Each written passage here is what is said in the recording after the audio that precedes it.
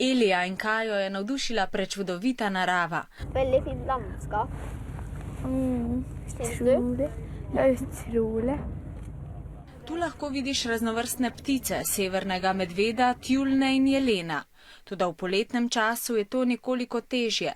Okoljevarstveniki so namreč zaskrbljeni. Led se topi, to pa povzroča spreminjanje življenjskih pogojev za živali. Ja, fordi CO2-utslippene fra bilene og forurensningen vi menneskene har, det med på å skape sånn at breene smelter. Pred manj kot 30 leti je bilo na arktičnem območju toliko ledu, danes ga je za kar polovico manj. Prav tako je na otočju Svalbard. Strokovnjak je Kajo in Elija podučil, zakaj prihaja do okoljskih sprememb. Ja, det er klart at isen smelter, det er jo en følge av at klimaet blir varmere. Da.